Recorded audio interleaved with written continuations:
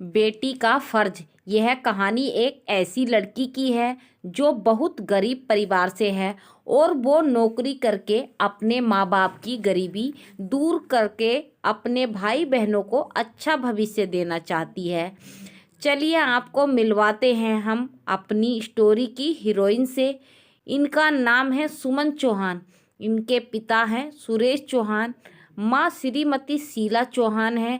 सुमन के दो छोटे भाई हैं सोनू मोनू और एक छोटी बहन है पिंकी।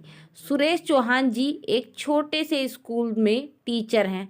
तनख्वाह बहुत कम है जिससे इनके परिवार का पालन बड़ी मुश्किल से होता है। सुमन अब इंटर कॉलेज पास कर चुकी है।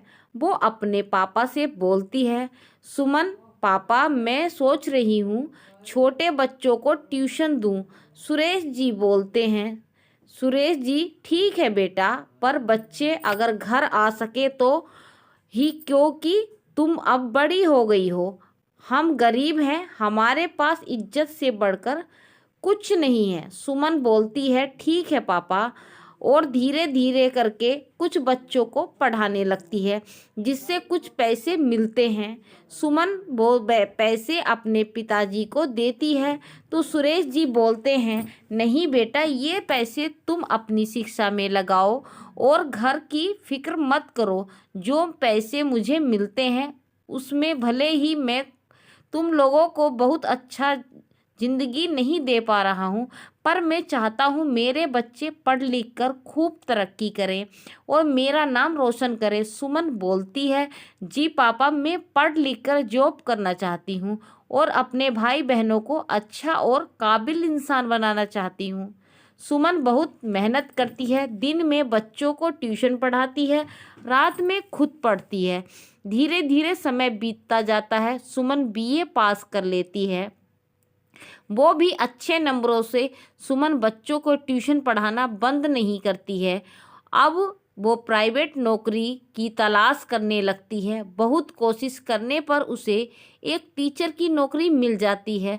सुमन अपने पापा से कहती है, पापा मुझे टीचर की नौकरी मिल गई है जिससे मैं आगे पढ़ सकती हूँ, अपने भाई बहनों को भी पढ़ा सकती हूँ। अब आप पर घर की थोड़ी जिम्मेदारी कम हो जाएगी। सुमन के पापा की आंखों में आंसू आ जाते हैं। वो बोलते हैं बेटा, आज तूने साबित कर दिया कि सिर्फ बेटी ही पिता का सहारा नहीं बन सकते।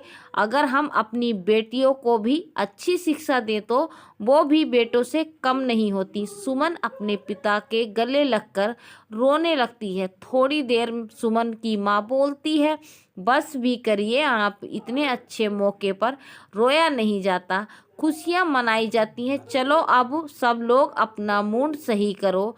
आज मैं सुमन और उसके पापा की पसंद की खीर बनाई है।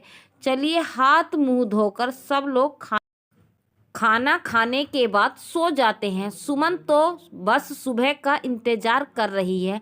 आंखों में सपने लिए हुए सुमन भी सो जाती है। दूसरे दिन से सुमन स्कूल भी पढ़ाने जाने लगती है। सुमन और उसके पिता को क्या मालूम, जब एक बेटी अपने पिता को सहारा देने के लिए घर से बाहर निकलती है तो समाज उसके आगे कितना मुश्किलें पैदा कर देता है। अगर आपको स्टोरी अच्छी लगी तो मुझे आगे और लिखने के लिए समीक्षा में बता दें।